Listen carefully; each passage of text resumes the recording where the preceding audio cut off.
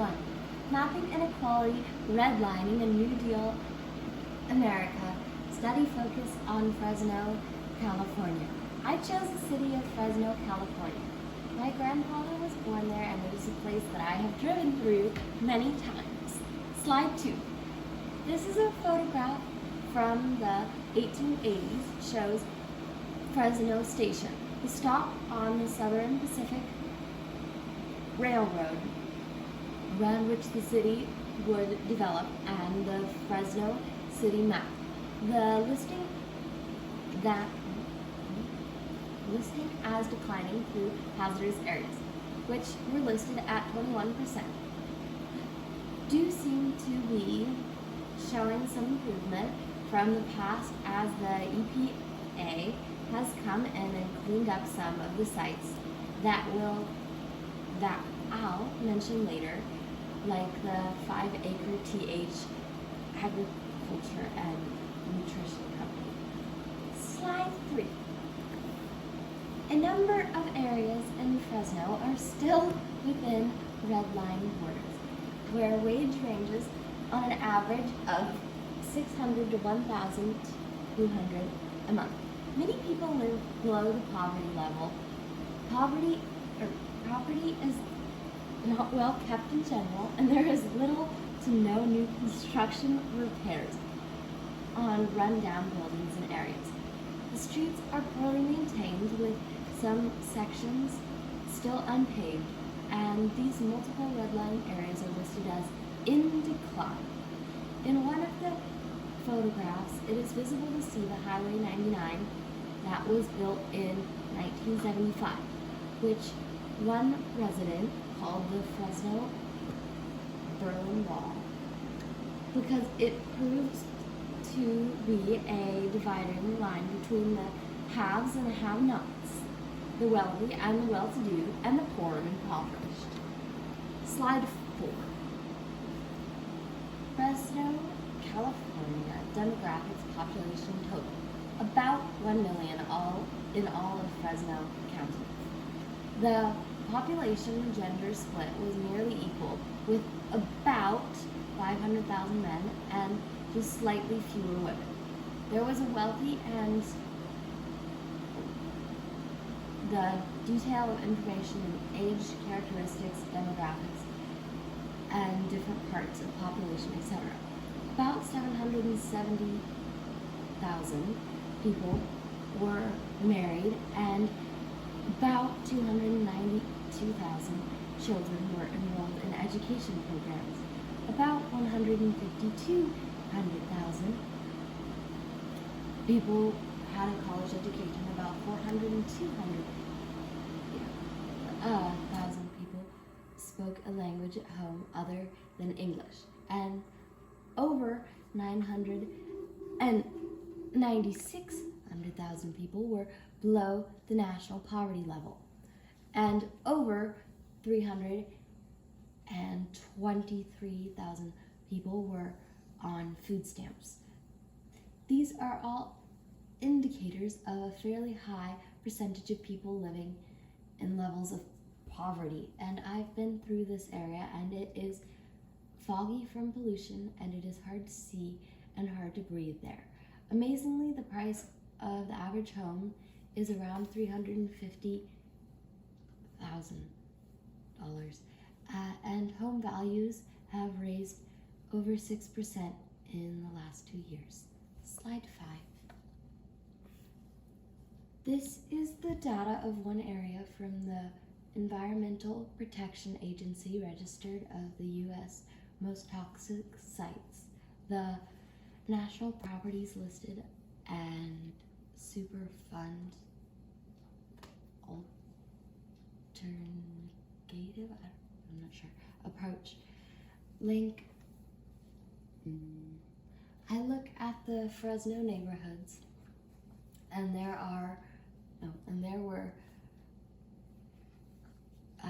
many hazards between sites and the HOLC Redline neighborhoods. There were a number of Superfund sites in the area that include the Coalinga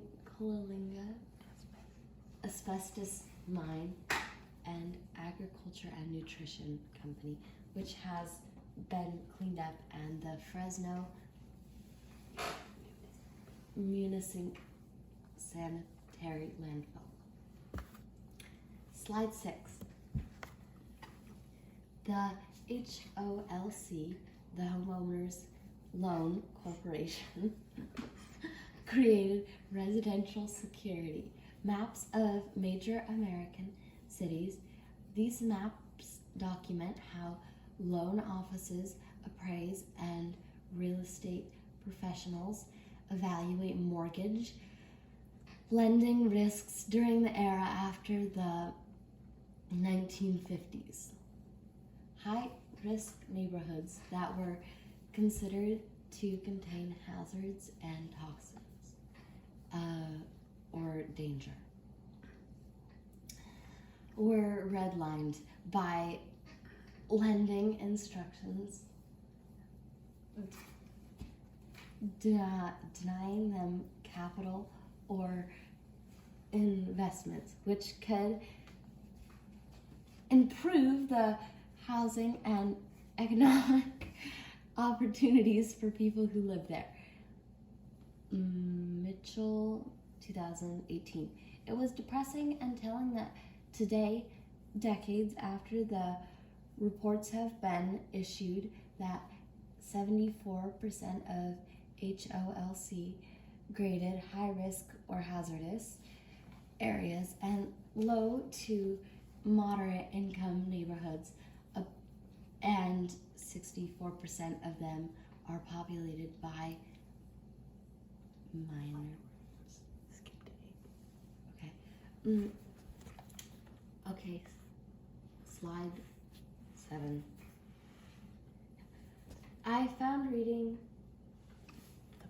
the Bolts article, 2018, very informative, as it is mapped and the progress of development in Fresno from the 1950s and the city, how lines have been drawn with these, like Highway 99 and the railroad, that divided the poor and the wealthy areas, and shown photos of how this had developed. Sadly, it still remains true today that even though there has been laws made to attempt to equal out the inequality, the majority of the population still lives in a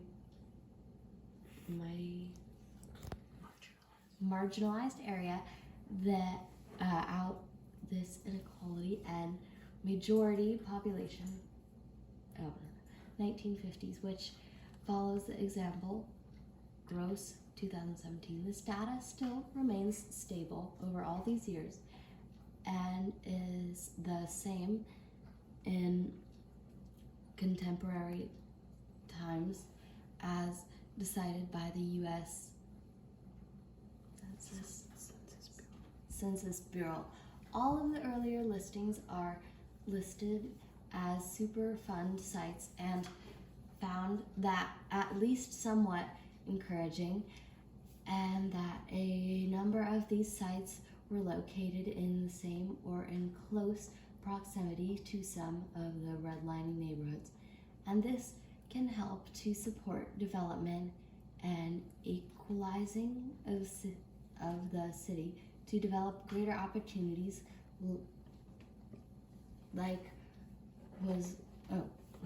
was listed what makes a great place, with more parks, green spaces, community, and social opportunities, and more. Here's my references. Thank you.